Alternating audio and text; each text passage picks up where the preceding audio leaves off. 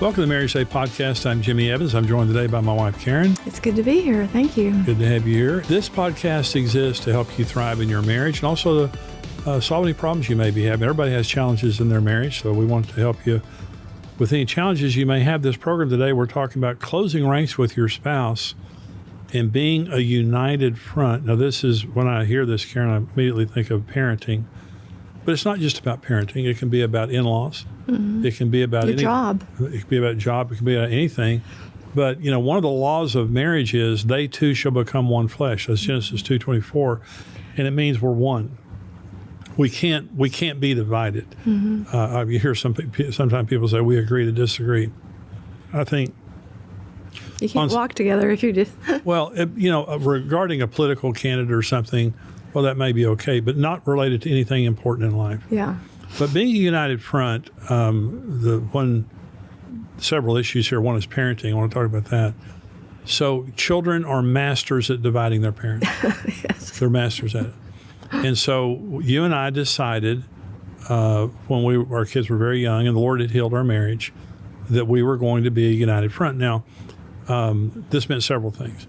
So I would hear one of the kids disrespecting you, talking to you, and especially you and Julie and you and Julie are best friends today, but you and Julie had a tense relationship, to say the least. And I would hear Julie talking to you, and I say, Julie, don't talk to your mother that way. Well, the point is, what she says to you, she's saying to me. I don't let her sit there and disrespect you and act like it's not me.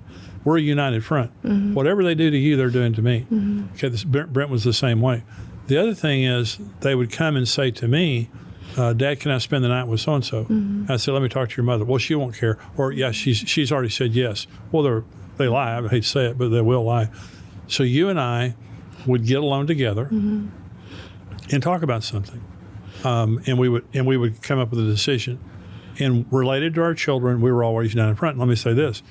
So you had an issue with Julie. Julie was a teenager, and Julie was a good girl, but she was very strong-willed. And Julie has my personality, and Brent has your personality. And you and Julie had a difficult relationship, to say the least. And y'all fought every day. It was like it was constant. And I was sympathetic toward Julie. I felt like you were being too hard on her. Blah, blah, blah. Well, so you and I couldn't work it out.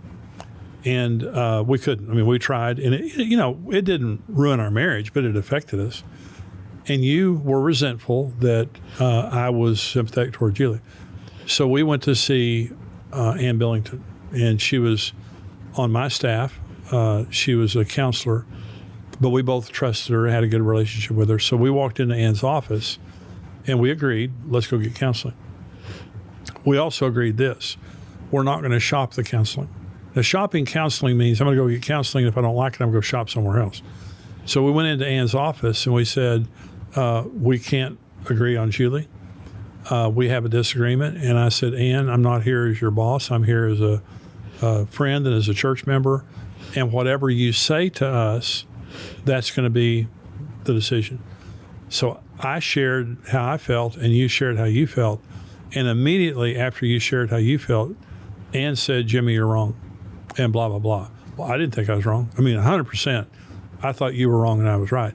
Now, that was Julie's 49 years old, so that was many years ago. I was wrong. I look back on it, I was wrong. There was something in me that was relating to something in Julie that I was wrong. I mean, I was thinking, I wish somebody would have done this for me when I was a kid, rather than saying this is wrong. So I said to you, Karen, I'm sorry. And from that point forward, it was never an issue again. Mm-hmm. Okay. So we didn't agree. I didn't walk out of Ann's office agreeing. I walked out of Ann's office saying I'm wrong and I'm not going to make this an issue anymore. But the point is, with Julie, from that day forward, we were a united front. Mm-hmm. You cannot be a divided front related to your kids. What do you think about that? Well, I agree, and that story is true. I was thinking of, besides children, though, even friendships, and then other times where you and I have, gotten into fights is because, we're around somebody and we're disrespectful to each other or we're being sarcastic in a group. And, we take advantage of a group setting and you say things that are not nice and blah, blah, blah. And that right there divides us. I mean, that's not putting ourselves in a place of we're a united front. And so, I think that this whole topic has to do with every part of our experiences of life that we encounter together, whether it's work, whether it's our kids, our in-laws, our parents, being around friends. It's how we treat each other. It's how we, what can come and divide us, and having those, I'm thinking right now, Brent and Stephanie are having a vision retreat, and, That's our son and daughter-in-law. Yeah, and so it's just such a blessing to know that they are reinforcing the things that we say, and I'm saying that about the vision retreat because sometimes you need to go over these things. You need to talk about these things of what could divide us. What are we not united in? What are we not standing firmly in? Because with a vision retreat, God's in the middle, and He's the one who's, we're getting our orders from, or we're living our life for. And is there a place that, that we are weekend? And I bring that subject up about, how we talk about each other or around each other with other people, because that was a sore spot, each of us feeling disrespected and taken. It's like a target. Where did that come from? Yeah. And it's that pent up thing that you take out on somebody else because you're not being honest about how you're feeling about something. And you're not honest privately, but you do it in a group. Yeah. And so, and it comes. Let me say something about vision retreat for just a minute. A vision retreat is where you take 3 or 4 days away, and you pray about. You take the first part of the day and you pray and talk. And we have a guidebook, a vision retreat guidebook here, that you and I wrote after many, many years of doing vision retreats.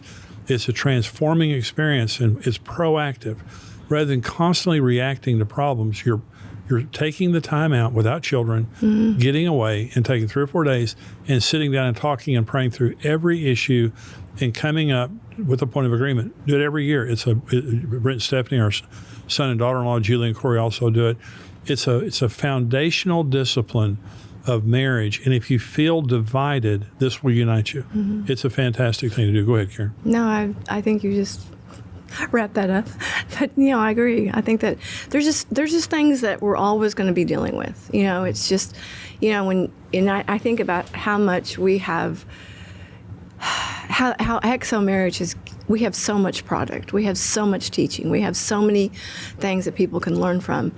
And I always like to say, though, well, you can learn a lot, but are you applying it to your life? Right. It's like the Word of God. You can read it, look in the mirror and walk away and forget. You have to apply these things. They don't just sound good. No. You have to make a discipline in your life that I am actually going to take one thing and apply it to our marriage. And we're going to get this one thing done and get it done well, and then we're going to go on to the next, because it's an easy thing. All marriages can work. We're living proof. We have a ministry that proves marriages can work if you just do it the way God said. You have to, the two shall become one. And that means marriage is about sharing. If you wanted to be separate and single, you should have not got married. Yeah. But marriage is about sharing, and that is sharing children, sharing decision making. We don't make any major decision without agreeing. And one of the decisions that sometimes people have to make, we did early in our marriage, is how much can I spend without you being in agreement with me? And when we were broke early in our marriage, it was, if I went to the 7-Eleven, got a Slurpee, we had to talk about it. But what do you not mind me doing independent of you? But the other part of that is there are things I very much mind you doing, because what you're saying is you're separate. Okay. Now, let me talk about separate bank accounts for just a minute, talking about being a united front. I think it's very dangerous. I think separate money means separateness. Separate everything. Yeah, separate.